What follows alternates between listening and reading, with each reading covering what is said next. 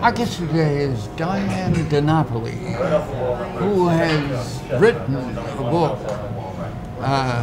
called The Great Penguin Rescue. She's AKA the Penguin Woman. But tell me, this is a great story about saving an enormous number of these animals. But tell me, what took you so long to write this book? That's a good It question. happened 10 years ago. Yes. It's the 10-year anniversary right now, actually, of the oil spill. And what took me so long to get around to writing the book is I was actually working at the New England Aquarium in Boston at the time of the oil spill. And I worked there for another 4 years. So there was literally not a moment to sit down and write a book then. And then I left the aquarium, started my company, The Penguin Lady, and at some point I began doing presentations to the public about the treasure oil spill. And at the end of every presentation, people would say, "That is an incredible story, you have to write a book about it." And I finally found the time and the energy to sit down and write the book, because I really always did want to do that. So I was lucky enough to find the time now.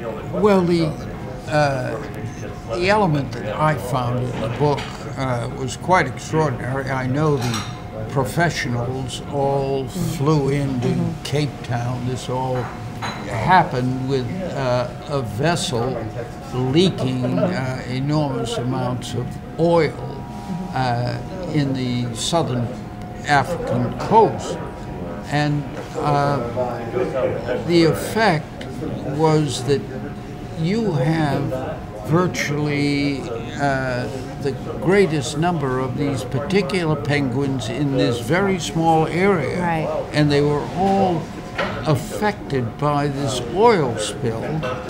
And you were able to attract enormous numbers of volunteers and so forth. But first, give us the numbers of penguins that actually were there and were saved. Right. Well, at the time of this oil spill, the African penguins were considered a threatened species, and there were about 165,000 African penguins around South Africa and Namibia. That's the worldwide population. And the ship that sank, the treasure, sank right between the two main breeding islands for this species, Dasson Island and Robben Island, and 41% of the world population of these penguins lived on these two islands. So there actually was not a tremendous amount of oil spilled compared to the recent spill in the Gulf. It was minuscule, it was only 1,300 tons, but because of the location between these two islands, 75,000 penguins were at risk. And ultimately 40,000 penguins were impacted by the oil spill. And then you started to say about the volunteers, which really was one of the most remarkable aspects of the story, was 12,500 volunteers who had absolutely no experience working with penguins came to South Africa to help save them.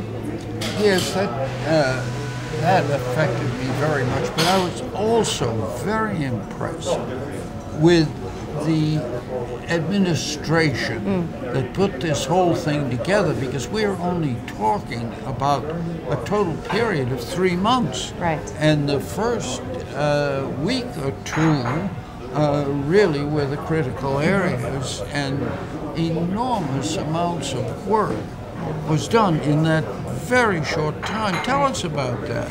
Well, you know, really the people that were running this rescue effort, the primary groups are SANCOB, which is the South African National Foundation for the Conservation of Coastal Birds, and they are the premier rescue center in Cape Town. So this is what they do. They've been doing for 35 years.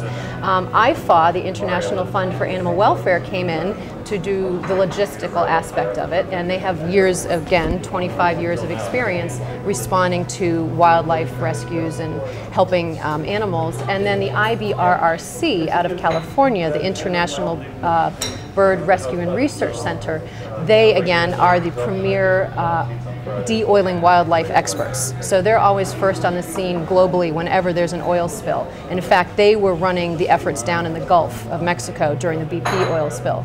So these people have years of experience doing this, so they really know what they're doing. They are so efficient. The logistical expertise was phenomenal. So really they called us in because of our expertise, and we know how to deal with this species of animal. So they don't necessarily have experience working with the penguins, but they know how to do the de-oiling aspect. Well, bring us up to date. What is the situation today? Well, the situation today, it's at the end of this oil spill, we had tremendous success, but unfortunately, today, 10 years later, the African penguins have been declared just this year an endangered species, because the population today is half of what it was 10 years ago.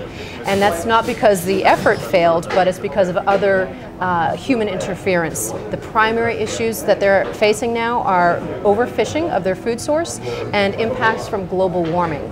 So it's really important that we start paying attention to what's going on over there right now. Well, look,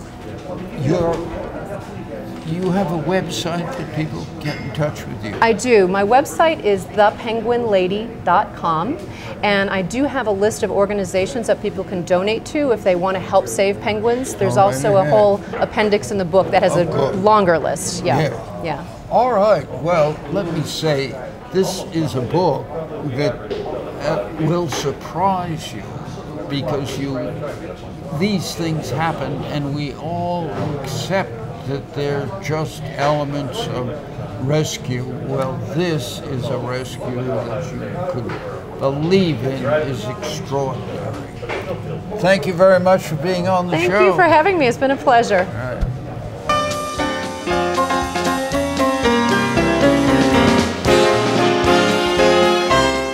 From the Pairings restaurant of the Boston Park Plaza Hotel, this has been the Literati Scene with Smokey Bacon and Dick Concannon and co-host Joanna DiTillo.